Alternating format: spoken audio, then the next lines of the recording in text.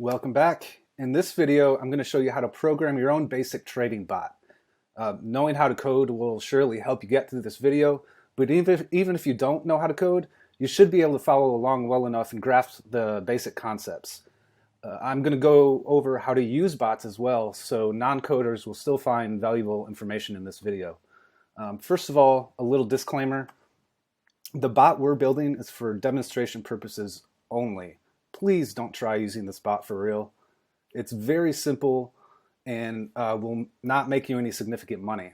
Let this bot be a starting point for learning how to build bots that will make you a lot more money. And when those bots are raking in the profits, go ahead and send them to me as a thank you. I'm going to use Python for this simple bot, and it's going to connect to the Poloniex cryptocurrency exchange. Poloniex has a great API for this kind of thing, and even a Python wrapper already written, so we'll be able to get up and running really quickly. Also, I've gone ahead and put all the code I write in this video on GitHub, so you can just watch the video for now and easily grab all the code later from the link in the description of this video. Our simple bot is going to trade based on a currency's moving average. To wrap your mind around how moving averages work, check out my video on moving averages that should pop up on a card here, or you can look in this video's description for a link to it. So here's the strategy our bot is going to trade with.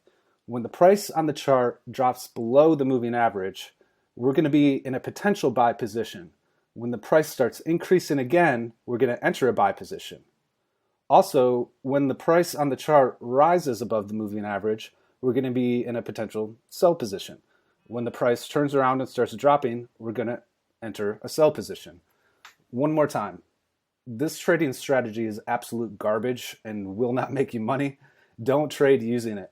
However, it's simple enough that we can get the code up and running quickly.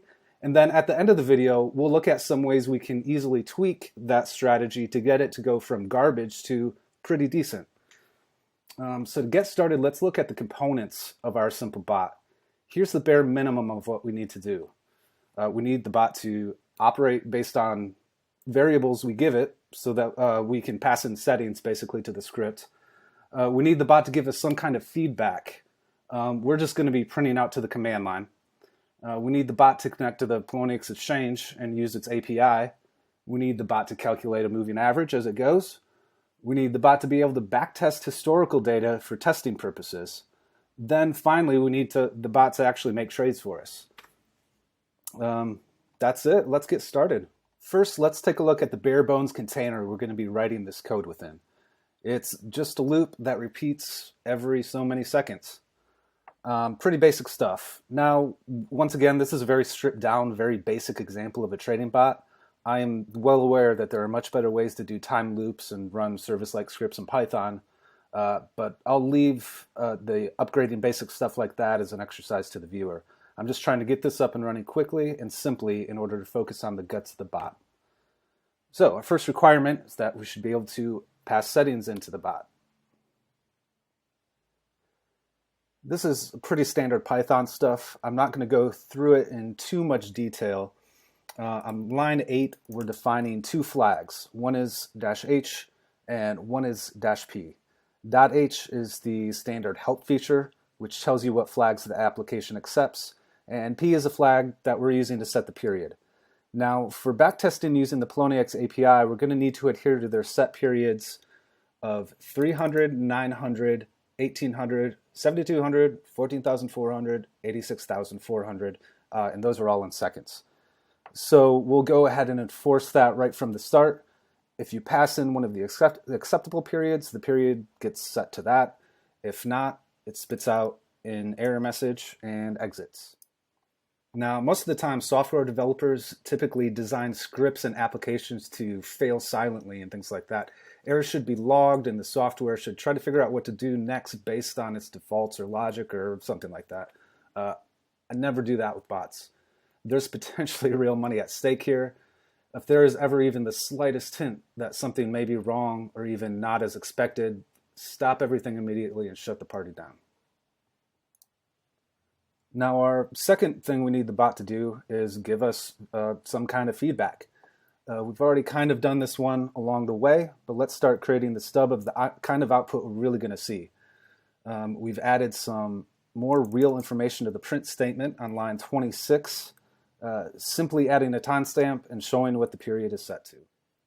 Now here's an example of this code being run and the kind of feedback we can expect. Just for the purposes of demonstration, I added a 10-second period option. So you can see, so far so good, working pretty much as expected. Our third step is to connect to the Poloniex Exchange API. Once again, this one is pretty straightforward as well. Poloniex has graciously offered a Python wrapper for access to their API. I'll have that in the repo on GitHub as well, so you won't have to go out and find it yourself. But all we have to do is download it and put it in the same directory as our bot, and then we can simply import it. Then we can connect using our API keys. Now you have to get your API keys through your Poloniex account. The keys will go in here. I've obviously obscured mine, so you guys can't steal everything I have on Poloniex. And then finally, we will be querying information from the exchange. Here I'm just getting the latest price of whatever currency pair we provide on the command line. You can see I've added another option up here for you to set a currency pair, or it's BTC XML by default. So this is then getting the last price of that from the API call, and then lastly printing it out to the command line for us to see. So go ahead and test what we have so far. Looks like it's working pretty much as expected.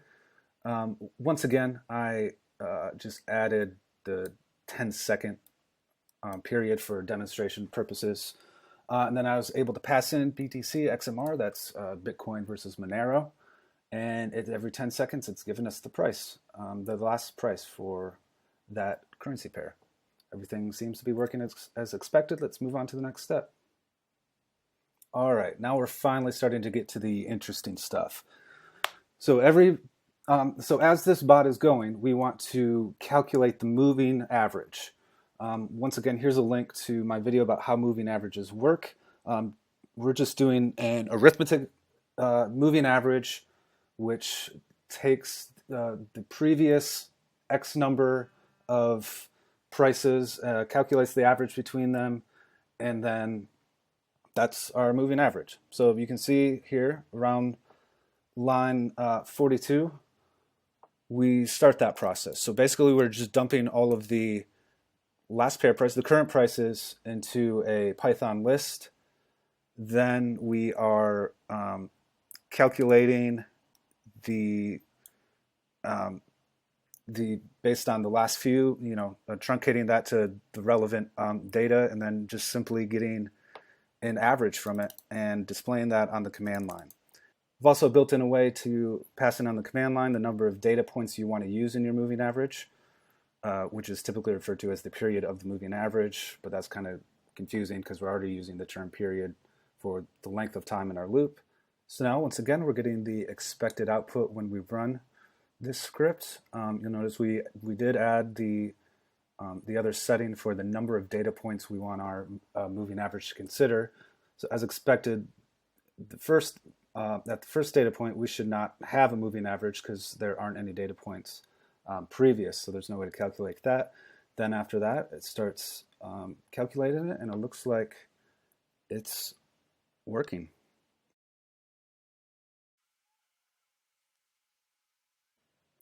Here we're at a point where the price has finally changed and the moving average changed accordingly. So I think we're good to go here. Let's move on to the next step. All right, so now it's time we try this with some real data. We're actually going to look at historical data first for backtesting. The Poloniex API makes this really, really simple.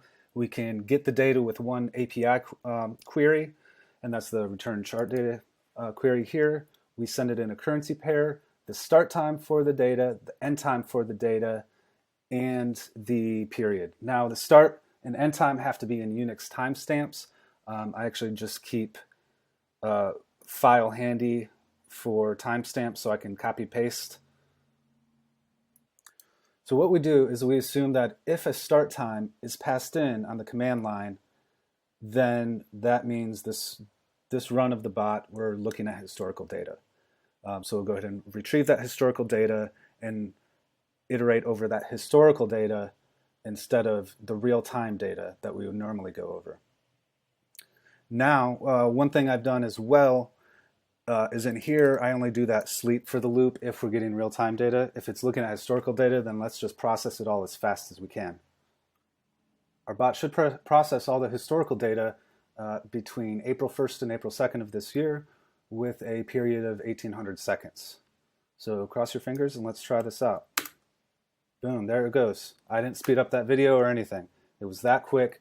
We tested our bot over a period of 24 hours. We got all the values with a period of 1800 and calculated a moving average for that period.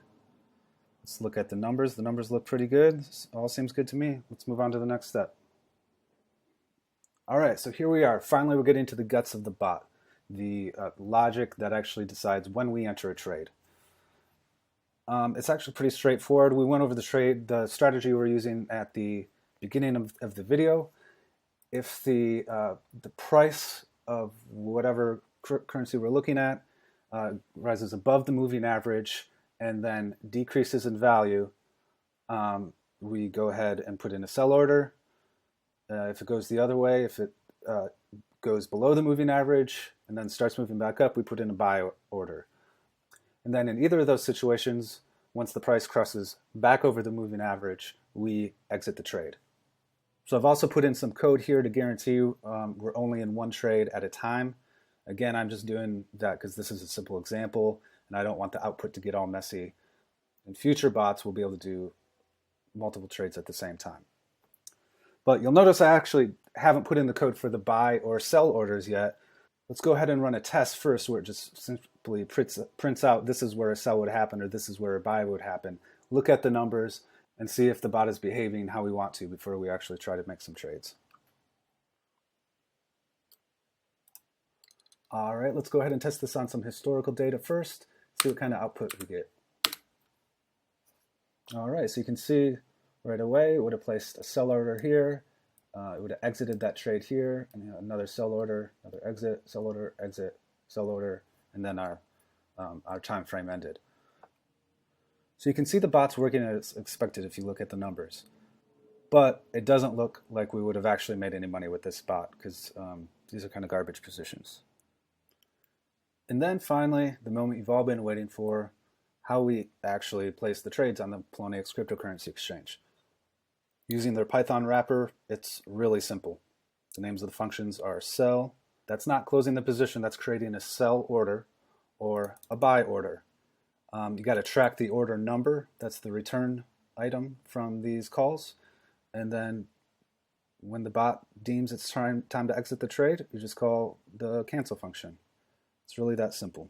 I'm not actually going to show you an example of this running because, like I said, this isn't a very good bot and I don't want to lose money for the sake of a YouTube video. So that's it.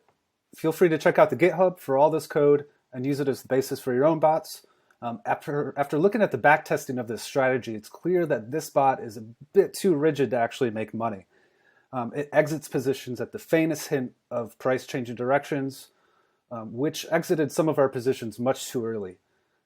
See if you can devise a system to get around that defect. Here's a hint. You could probably try to add a second moving average that's much shorter than our existing moving average. That could make our strategy a lot less impulsive. Also, it's always important to protect yourself. This bot has nothing even remotely resembling a stop loss or anything like that. The focus of the next video will be building out that functionality in this bot. We'll see you then, and let me know in the comments if you have any questions.